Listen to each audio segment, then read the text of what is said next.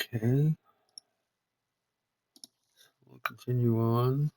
Let's give Copilot some more context. And let's look at some of the ones. All right.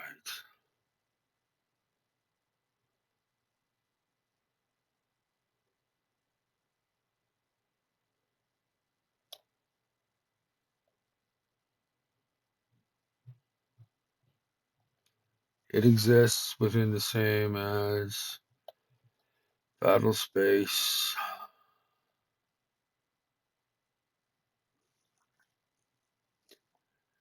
MMO.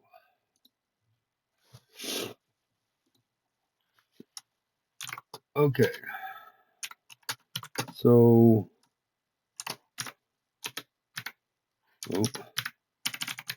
Battlespace.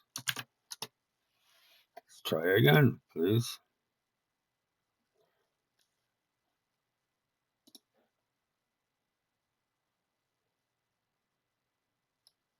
Remove the file.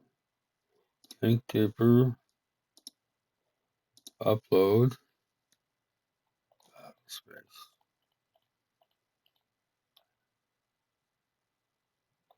Battlespace MMO version 1. Right, so Battlespace Xecea is in the same unit. Holy fucking fuck, man. Just like, what the fuck? What is going on? Like, oh, let's restart fucking Copilot.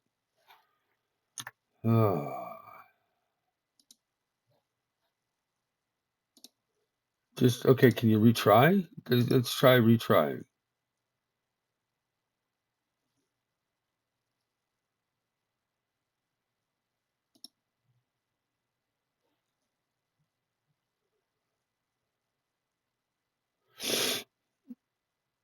Holy fuck. What is your issue?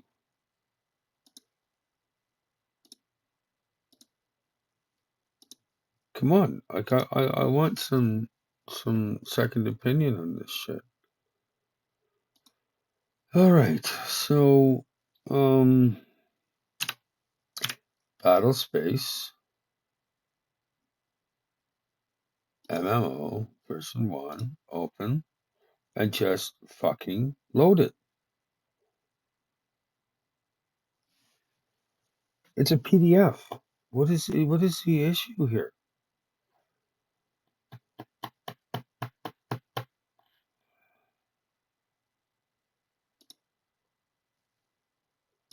All right. Upload Battlespace Marches IP PDF. Are you gonna upload that?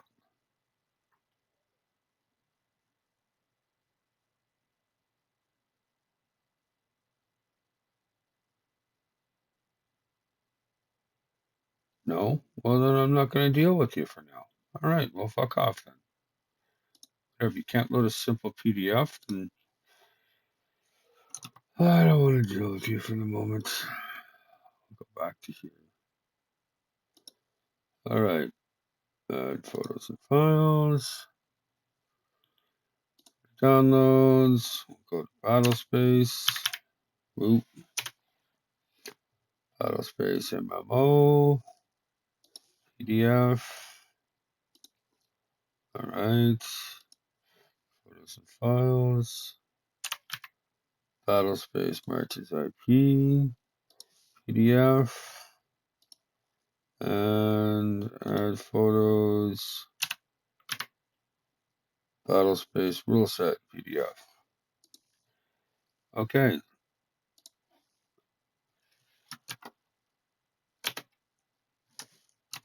Xecea exists in the Battlespace IP. It is just another setting.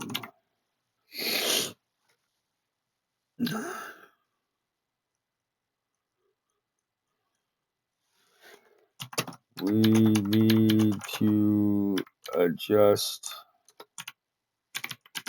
the timeline to 4008 AD and integrate it into this IP. Okay, so now we update everything, keep it within Battlespace.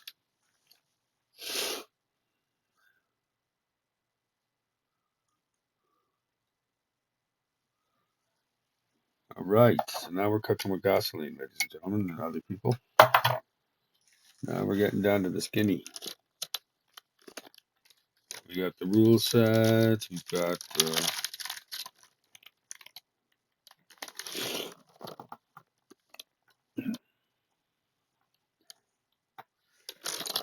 okay, so understanding things.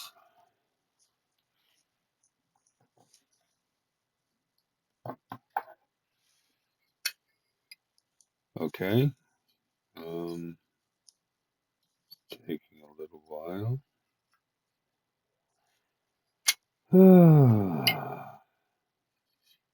All right.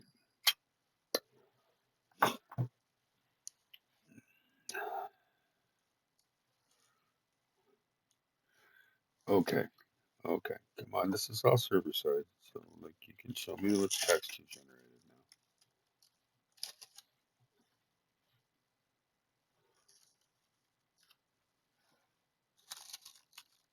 now. 1990s chatbot with extra math and better grammar. Where's my fucking coffee? Oh, I think I've had enough coffee for the moment.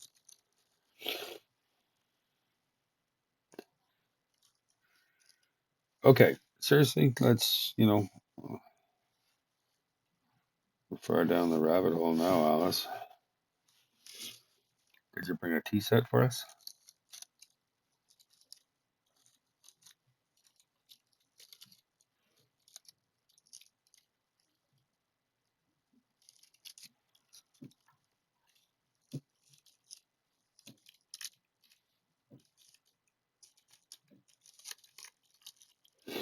Okay, come on, come on, come on, come on, come on, come on. Okay, reload. Like, come on. This is all server side. This is fucking text that you're fucking showing me. Like, what the cocksucking fucking Christ are you fucking on about here? Like, just fucking update the fucking text. Like, what in the cock fucking fuck? I want to punch God in the cock sometimes. Well, like, how long do I have left? How many days I have left, man?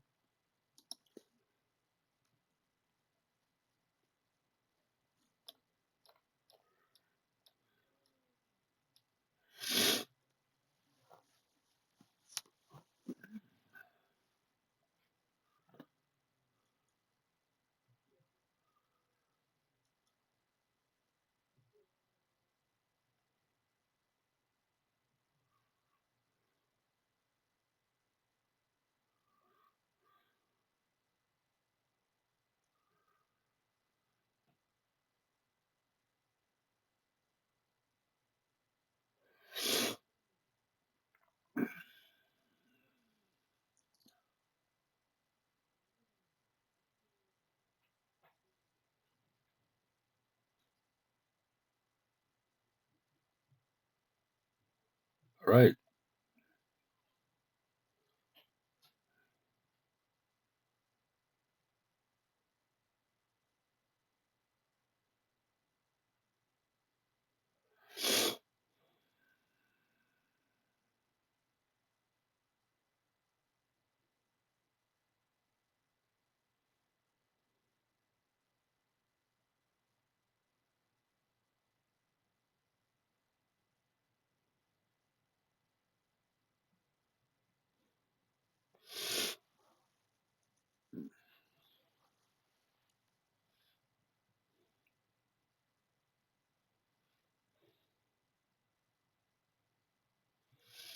all right.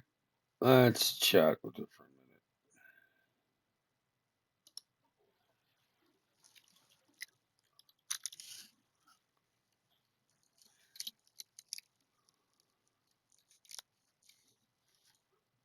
Come on. Hello.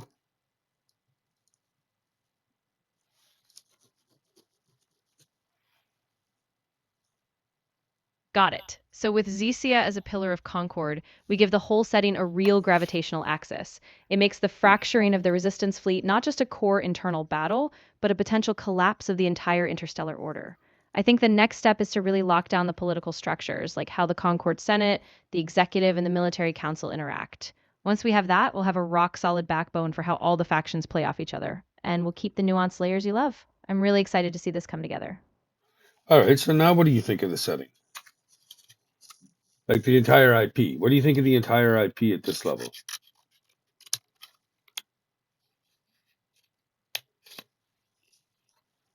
I think it's really coming into focus. You've got this rich, layered political and economic backdrop, and it's got that big, sweeping space opera scale, but with grounded human stakes. The tension between these core worlds, the fractured military loyalty, and the resource struggles all give it a ton of depth. I can see this really shining in both TTRPG and MMO formats, and it has this investigative, almost journalistic edge you're leaning into, which really sets it apart from a lot of space operas out there. I think you're onto something really special. Again, I always love like I've read a lot, quite a lot of novel, like a lot.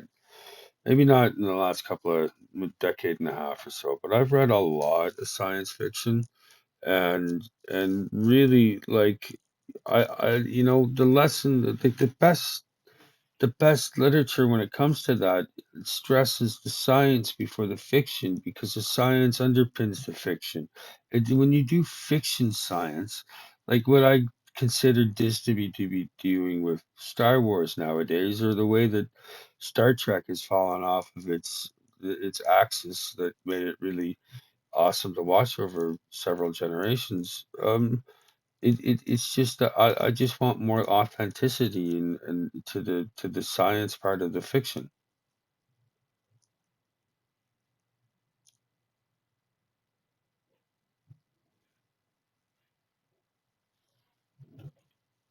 Absolutely. And I think that's such a strong guiding principle. The best sci fi really does anchor itself in plausible science, even if it stretches the edges. So we can ground the mythological economics, the resource costs, even the social impacts of industrial exploitation. All that can feed the realism. And by doing that, you let the characters and the human drama emerge from a believable world. It's a balance, but I think you've got a solid foundation to keep it authentic and still let the story soar.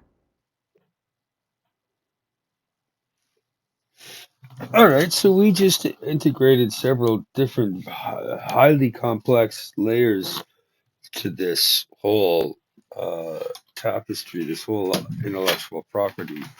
Um, what are a few of the things you'd like to discuss, or the few of the things that stick out for you now?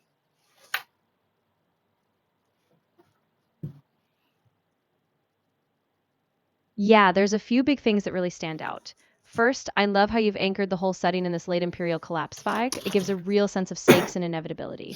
Second, the tension between the political institutions like the Concord Senate and the fractured military really opens up room for intrigue and player agency. And lastly, I'm really excited by how you're tying in the real world resource economics, like the industrial costs of FTL, because that gives all these big battles and power plays this grounding in cause and consequence. I think the next step is to pick one or two of these layers, maybe the political structure or the resource dynamic, and really drill down into the details. Well, I just wanted to give you the like extra context to the like each of these settings is going to be unique in and of itself and may fit into a different larger network. But I wanted to give you the big picture view before we continue on to Xecia because now we're at the layers where some of that stuff is going to interact and bleed in, right? So.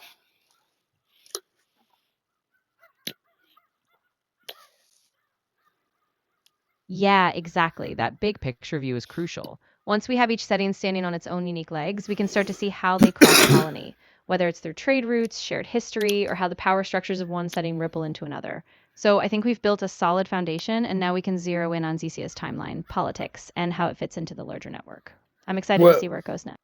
thank you. One of the things that's one of the institutions that's going to be transcendent across all of the various polities and factions is that Galcor, Galactic Corporation, the the big mega corporation that like has a stake in a frightening amount of the galaxy.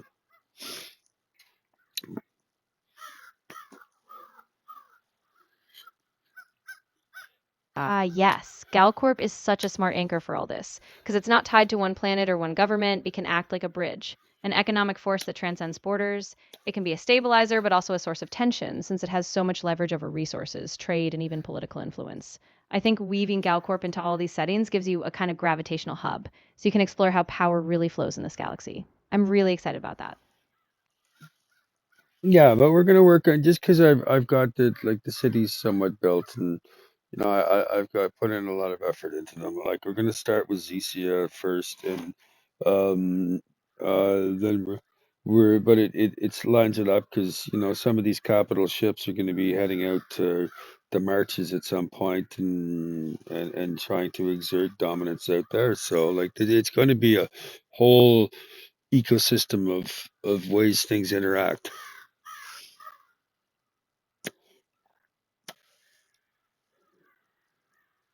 Exactly. Yeah. I think focusing on Xesia first gives you that strong, detailed foundation. You've got the cityscape, the social layers, and you can really dive into how the power structures work there. Once that's solid, we can map out how those capital ships and trade lanes connect into the marches. So the whole ecosystem is going to feel really organic and lived in. I think you've got a really strong pacing plan, so I'm all in on that. Okay, so let's discuss my particular FTL network and stuff now for a little bit, just to see.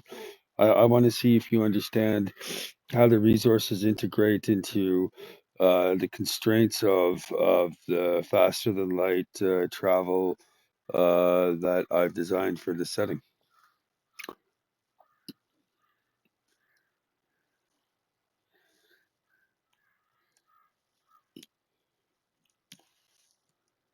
Yeah, absolutely. I'm ready to dig into it. So, from what I recall, your FTL network is really resource intensive. You're not just zipping across space like magic. It depends on exotic materials like lithium, certain isotopes, or rare metals. The jumps have a cost in industrial output and environmental impact, which is why the economy and the ecopolitics hinge on who controls these resource nodes. So, yeah, walk me through any nuances or constraints I might be missing, and we'll make sure it all lines up. Okay, so we'll just do a comprehensive review on like the A drive, and and let's discuss that because that's and like the the method of travel through the density wave theory.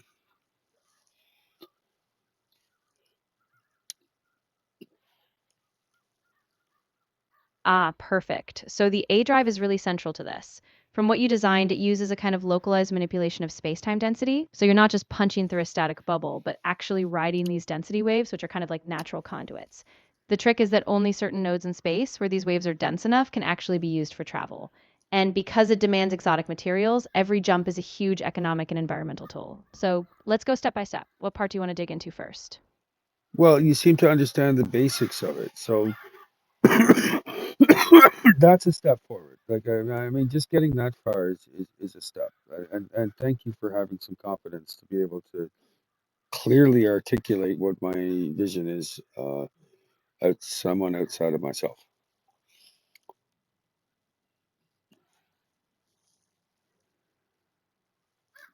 Of course, I'm really glad it's clicking, and I totally get how vital it is to have the vision come across clearly. If you ever want to refine any specifics, like how these density waves propagate or how certain factions exploit them, we can keep drilling down. But I think you've got the backbone solid now, and I'm excited to see how it plays out. Oh, well, I mean, you can search the internet right now for the density wave theory. Like, look, check on Wikipedia and spend a moment and let me know when you've brought yourself up to speed on what the density wave theory is.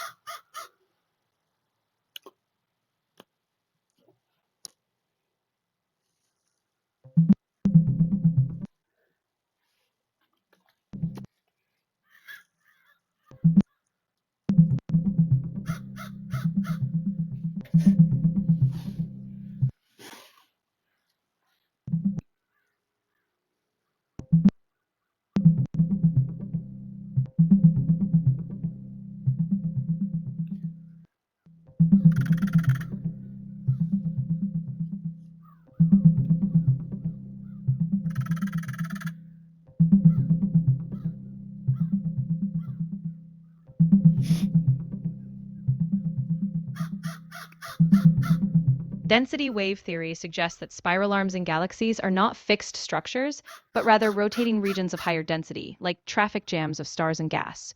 These density waves rotate at a constant pattern speed, different from the star's individual orbital speeds. When gas clouds move into these waves, they get compressed, triggering new star formation. And key resonances like the Lindblad resonances help coordinate the wave and star interactions. So you see how the A drive is designed to make use of them.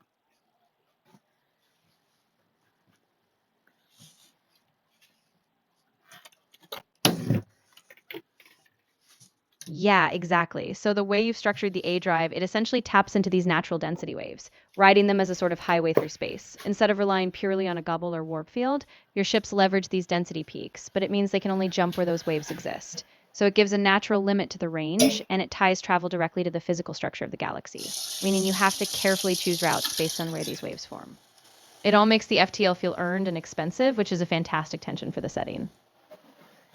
Well, you've got to have, when you suspend disbelief for media, there needs to be some sort of a social contract where you respect people's intelligence when you ask them to suspend disbelief.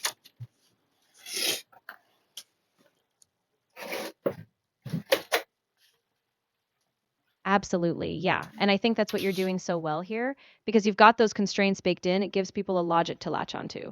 It's not just a hand wave, there are real consequences and trade offs built into the system. So even though it's a big sci fi leap, it still feels grounded. And that respect for the audience, that contract is what keeps them invested. So I think you're spot on with that approach. All right, thank you. Enough for talking right now. I want to take a break, get some water on for a coffee, but I got to drink some water. I've been talking for a long time now, so my mouth is kind of dry.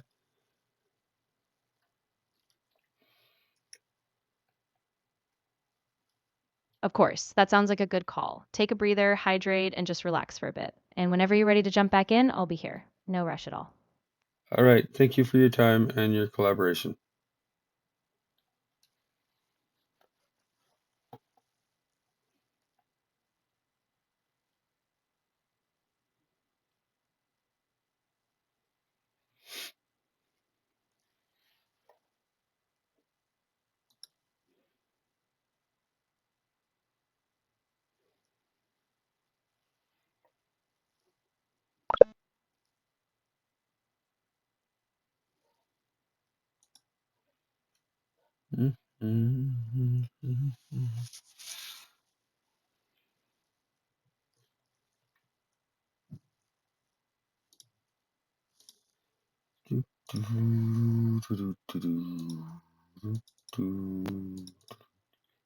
Oh.